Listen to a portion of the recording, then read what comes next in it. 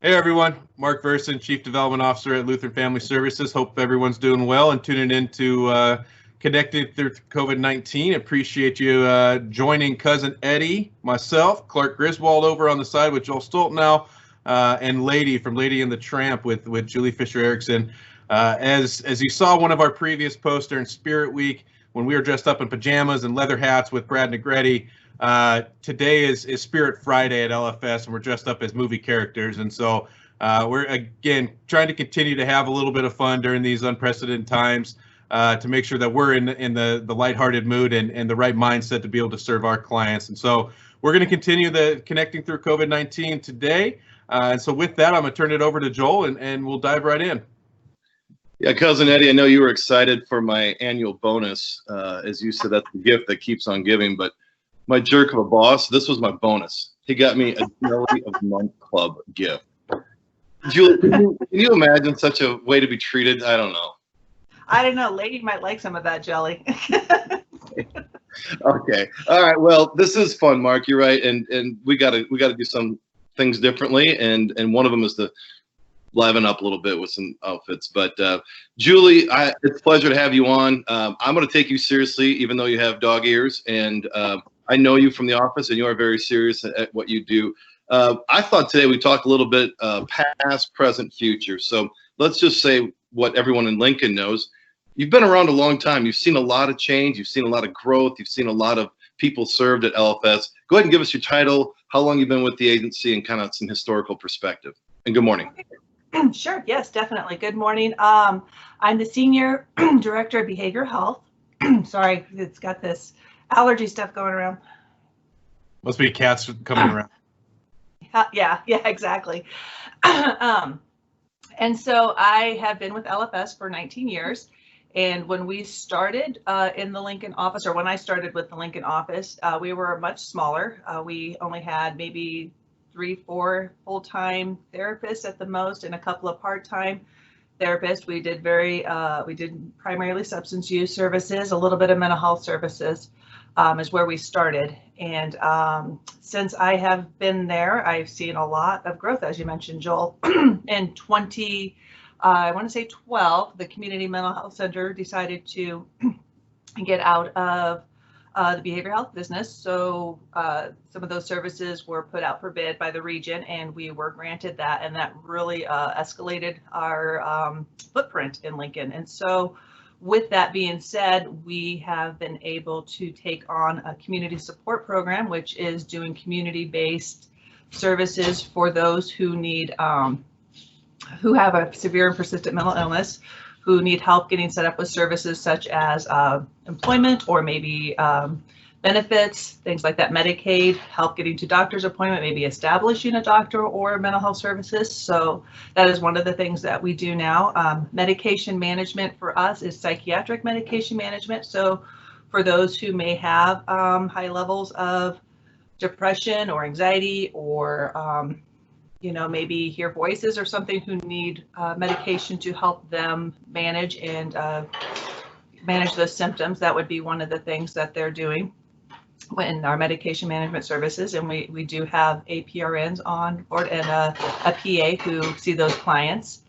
So yes, we've added medication management, and we've also been able to expand how much outpatient behavior mental health we've been able to serve in the community, just because we've been able to get more funding through the region, which helps to serve those who are underinsured or don't have insurance at all. So they are able to receive services with a sliding fee scale based on income and ability to pay.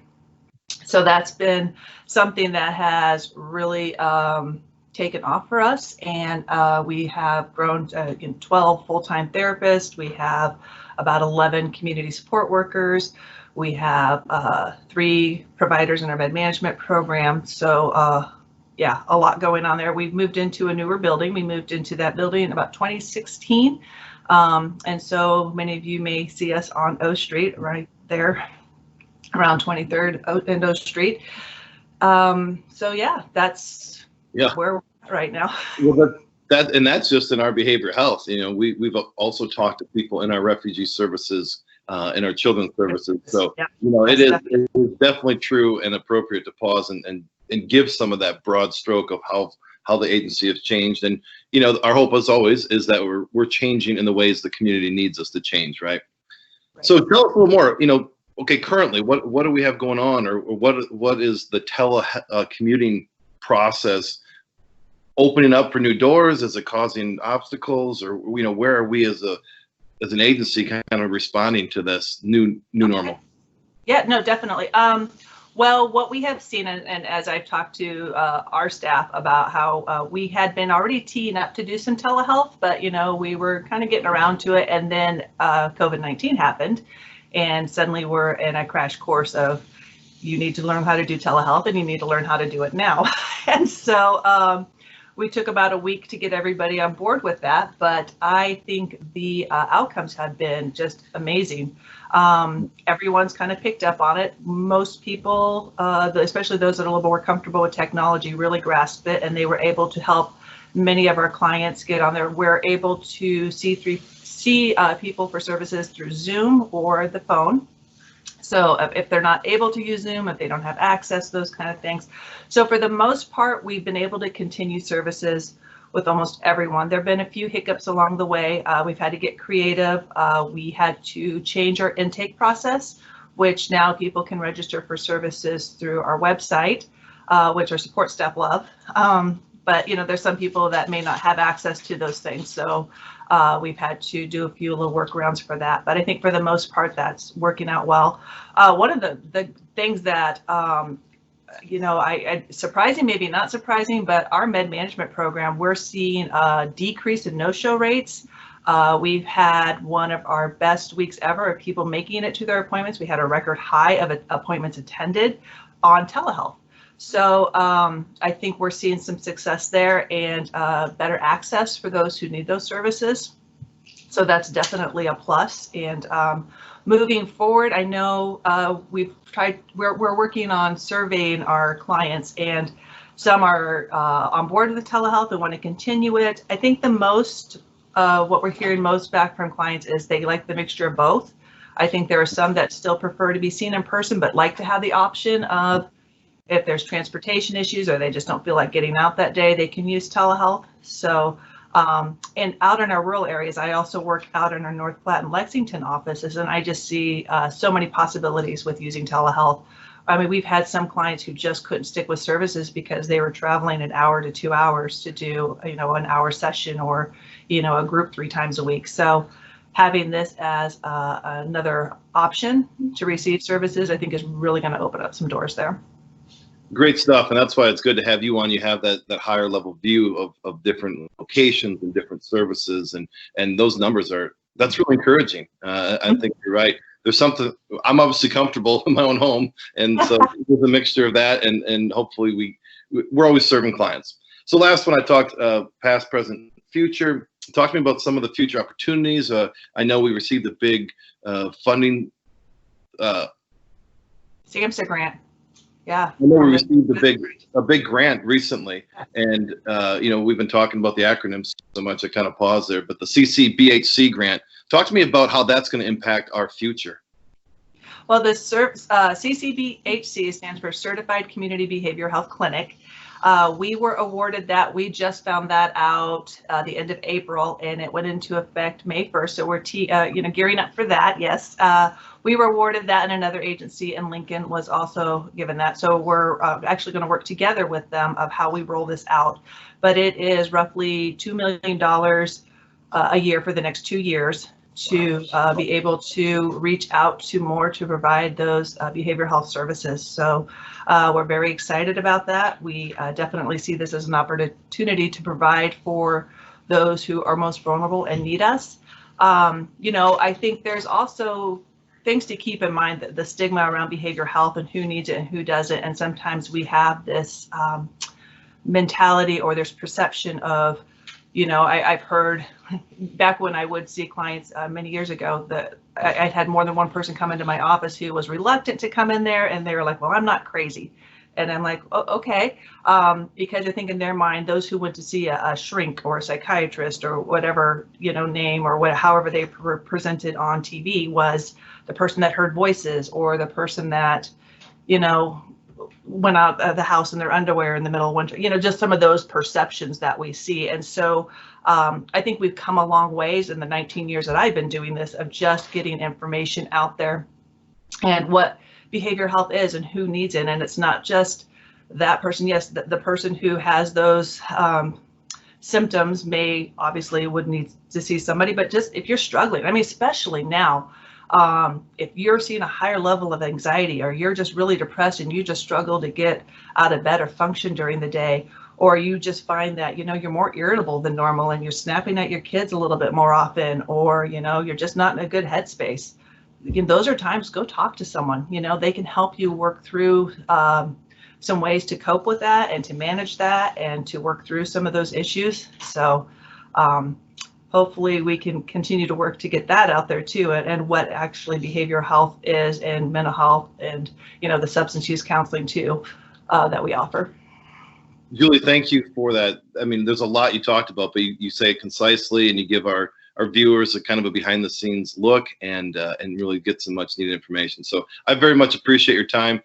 Cousin Eddie, it's all yours.